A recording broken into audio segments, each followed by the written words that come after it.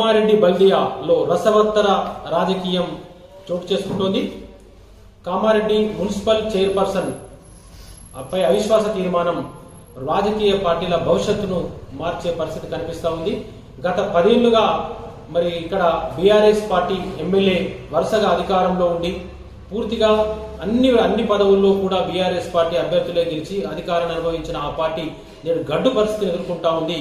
ఏకంగా తమ పార్టీకి చెందిన మున్సిపల్ చైర్మన్ ని కూల్చేందుకు ప్రతిపక్ష పార్టీలు ప్రవేశపెట్టినటువంటి, ప్రతిపక్ష పార్టీ అంటే ఇప్పుడు అధికారంలో ఉన్న కాంగ్రెస్ పార్టీ ప్రవేశపెట్టిన అవిశ్వాస తీర్మానానికి బీఆర్ఎస్ పార్టీయే స్వయంగా మద్దతు పలకడం, బీఆర్ఎస్ కు సంబంధించిన చైర్పర్సన్ ను గద్దె దింపడం ఇక్కడ సంచలనం కలిగించిందని చెప్పుకోవచ్చు.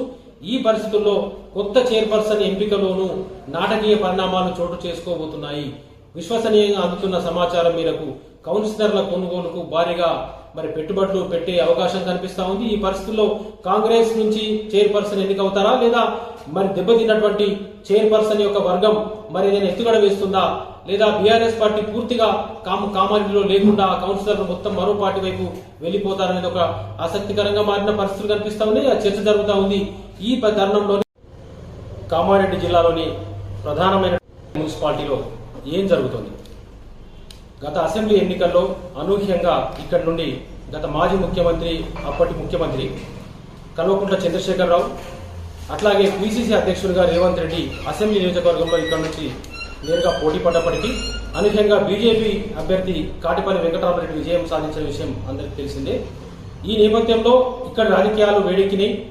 మున్సిపల్ చైర్పర్సన్ గా బీఆర్ఎస్ కు చెందిన నిట్టు జాహ్నవి కొనసాగుతున్న తరుణంలో ఎట్టి పరిస్థితుల్లో ఆమెను గద్దె దింపాలని చెప్పి కాంగ్రెస్ పార్టీ భావించింది. అందుకు ఎన్నికలకు కొద్ది రోజుల ముందే బీఆర్ఎస్ కు చెందిన మున్సిపల్ వైస్ చైర్మన్ గడ్డం ఇందుప్రియ కాంగ్రెస్ పార్టీలో చేరిన పరిస్థితుల్లోనే అవిశ్వాసానికి తెరలించిందని చెప్పుకోవచ్చు. మరోవైపు బీఆర్ఎస్ పార్టీలో ఉన్నటువంటి అంతర్గత రాజకీయాలను పూర్తిగా తమకు అనుకూలంగా మలుచుకున్న కాంగ్రెస్ పార్టీ గడ్డం ఇందుప్రియ భర్త చంద్రశేఖర్ రెడ్డి ద్వారా పావులు కలిపింది. అందుకు అవిశ్వాసానికి పూర్తి ఏర్పాటు చేసుకుని ఫిరాయింపులను ప్రోత్సహించి కాంగ్రెస్ పార్టీ కౌన్సిలర్ అభ్యర్థులు కాంగ్రెస్ పార్టీ వైపు వెళ్లిన పరిస్థితి ఉంది. బీజేపీ నుంచి 8 మందిలో ఒకరు వెళ్లిపోతే 7 అభ్యర్థులు బీజేపీకి దక్కారు. ఈ పరిస్థితుల్లో మిగిలిన టీఆర్ఎస్ అభ్యర్థుల మద్దతు లేకుండా, మిగతా టీఆర్ఎస్ కౌన్సిలర్ల మద్దతు లేకుండా అవిశ్వాసాన్ని గెలిచే పరిస్థితి లేదు.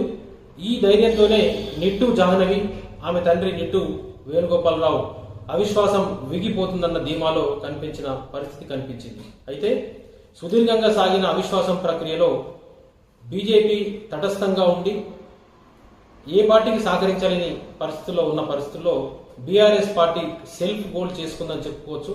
ఇక్కడి తాజా మాజీ ఎమ్మెల్యే గంప గోవర్ధన్, నిట్టు జాహ్నవి తండ్రి నిట్టు వేణుగోపాలరావు మధ్య ఉన్నటువంటి రాజకీయ వైరం కావచ్చు, అట్లాగే కాంగ్రెస్ లో చేరిన బీఆర్ఎస్ నేత గడ్డం చంద్రశేఖర్ రెడ్డికి పూర్తిగా రాజకీయ గురువుగా ఉన్న టీఆర్ఎస్ ముఖ్య నాయకుడు, అప్పటి ఉర్దూ అకాడమీ చైర్మన్, జిల్లా బీఆర్ఎస్ ప్రెసిడెంట్ కూడా ఆయన మద్దతుతో అవిశ్వాసం గెలుస్తారని ప్రచారం జరిగింది. నిజంగా అట్లాగే జరిగింది. అనూహ్యంగా రాష్ట్రంలో ఎక్కడా లేని విధంగా, అంటే రాష్ట్ర వ్యాప్తంగా బీఆర్ఎస్ చెందినటువంటి ప్రజాప్రతినిధులందరినీ కూడా వరుసగా కాంగ్రెస్ పార్టీ గద్దె దింపుతున్న క్రమంలో కామారెడ్డిలో మాత్రం, అంటే కేసీఆర్ పోటీ చేసినటువంటి కామారెడ్డిలో ఆ పార్టీ వర్కింగ్ ప్రెసిడెంట్, రాష్ట్ర వర్కింగ్ ప్రెసిడెంట్ కల్వకుంట్ల తారక రామారావు గారు ఇన్ఛార్జిగా ఉన్నటువంటి కామారెడ్డిలో బీఆర్ఎస్ కు చెందినటువంటి 10 మంది కౌన్సిలర్లు కాంగ్రెస్ శిబిరానికి వెళ్లడం, దాని వెనకాల బీఆర్ఎస్ నాయకులే మరి కీలక పాత్ర పోషించడం, వాళ్ళ యొక్క కనుసన్నల్లోనే ఈ 10 మంది కాంగ్రెస్ శిబిరానికి వెళ్లడం ఇక్కడ సంచలనం సృష్టించిందని చెప్పుకోవచ్చు. కామారెడ్డి రాజకీయాల్లో కావచ్చు, కామారెడ్డి ప్రజల్లో కావచ్చు ఒక ఆసక్తికర చర్చకు దారితీసింది. తిరిగి అవిశ్వాసం రోజు కూడా వాళ్లతో పాటుగానే బీఆర్ఎస్ కౌన్సిలర్లు హాజరై కాంగ్రెస్ ప్రవేశపెట్టిన అవిశ్వాస తీర్మానానికి మద్దతుగా చేయి లేపి బీఆర్ఎస్ కు సంబంధించిన చైర్పర్సన్ ను గద్దె దింపారు. ఇంతవరకు ఒక రకంగా ఉంటే బీఆర్ఎస్ ఇక్కడ సెల్ఫ్ గోల్ చేసుకుని తన కుర్చీని తానే పూర్తిగా పోగొట్టుకోవడానికి కాంగ్రెస్ పార్టీకి సహకరించింది. ఈ పరిణామాలు బీఆర్ఎస్ పార్టీ అభిమానుల్లో కావచ్చు, ఆ పార్టీ కార్యకర్తల్లో కావచ్చు ఒక రకంగా నైరాశ్యానికి గురి చేసినాయి. అయితే పార్టీ అధిష్టానం మాత్రం ఇప్పటి వరకు ఈ విషయంలో ఎలాంటి చర్యలు తీసుకోవడం కానీ స్పందించడం కానీ కనిపించలేదు. దీంతో అసలు ఏం జరుగుతుంది? కామారెడ్డి పట్టణంలో బల్దియాలో ఇప్పుడు ఇన్ఛార్జిగా మున్సిపల్ వైస్ చైర్మన్ కు ఇన్ఛార్జ్ ఇస్తారా, లేదా కాంగ్రెస్ పార్టీలో ఆమె గెలుపొందడానికి పూర్తి స్థాయిలో బీఆర్ఎస్ పూర్తిగా సహకరిస్తుందా అనేటువంటిది ఒక చర్చ జరుగుతూ ఉంది. ఇక్కడే బీజేపీ మరో వ్యూహాత్మకంగా ఎత్తుగడ వేసిందని ఒక ప్రచారం జరుగుతూ ఉంది. 7 సభ్యులు మాత్రమే ఉన్నప్పటికీ కూడా బీఆర్ఎస్ లో ఉన్నటువంటి 2 గ్రూపుల మధ్య ఉన్నటువంటి వివాదం కావచ్చు, మరో రకమైనటువంటి పరిస్థితులను అనుకూలంగా మార్చుకొని కాంగ్రెస్ పార్టీలో ఉన్నటువంటి కౌన్సిలర్లను కూడా, అంటే ఆ పార్టీలో కొత్తగా చేరిన వాళ్ళను కలుపుకొని మరి గద్దె ఎక్కడానికి కోసం బీజేపీ పాచికలు వేస్తుందని ఒక ప్రచారం తెరపైకి వచ్చింది. కాంగ్రెస్ పార్టీలో 2 అభ్యర్థుల మధ్య పోటీ తీవ్రంగా ఉన్న పరిస్థితుల్లో తటస్థంగా ఉండిపోయి బీఆర్ఎస్ ముఖ్య నాయకుల సూచనతో కాంగ్రెస్ కు మద్దతు ఇచ్చి ఎటు కాకుండా పోయిన 10 మంది కౌన్సిలర్లు ఎటువైపు మద్దతు ఇస్తారన్నది ప్రశ్నార్థకంగా మారింది. ఇక్కడే కౌన్సిలర్లకు, కామారెడ్డి కౌన్సిలర్లకు మరి వాళ్ళ రొట్టె విరిగి నెయ్యిలో పడ్డదని చెప్పుకోవచ్చు. ఎందుకంటే ఇక్కడే డిమాండ్ అనేటువంటిది పెరుగుతూ ఉంది. కుర్చీ కోసం ఒక పట్టుదల అనేటువంటిది నాయకుల్లో పెరుగుతూ ఉన్నట్టు కనిపిస్తూ ఉంది. ఈ కోణంలోనే 20 నుండి 30 లక్షలు, ఏకంగా 50 లక్షల వరకు కూడా ఒక్కో కౌన్సిలర్ కు ధర పలికే పరిస్థితి ఉన్నట్టుగా ప్రచారం జరుగుతూ ఉంది. మొత్తానికి బల్దియా రాజకీయం రసవత్తరంగా మారింది. వచ్చే ఎన్నికల్లో మరి బీఆర్ఎస్ కాంగ్రెస్ పార్టీ కలిసి పోటీ చేస్తుందా? ఎందుకు బీఆర్ఎస్ పార్టీ కాంగ్రెస్ పార్టీకి మద్దతు ఇవ్వాల్సి వచ్చింది? కేటీఆర్ ఇన్ఛార్జిగా ఉన్న నియోజకవర్గంలో ఇట్లాంటి పరిస్థితులు ఎందుకు తలెత్తినాయి? బీఆర్ఎస్ లో భవిష్యత్తులో ఆ పార్టీలో గెలిచినా మళ్ళీ తిరిగి కౌన్సిలర్ చైర్మన్ ఎన్నికప్పుడు ఆ పార్టీ కాంగ్రెస్ పార్టీకి మద్దతు ఇస్తారా? బీజేపీ ఇదే అస్త్రాన్ని తమకు అనుకూలంగా మలుచుకోబోతుందా అనే అంశాలు ఆసక్తికరంగా మారినాయి.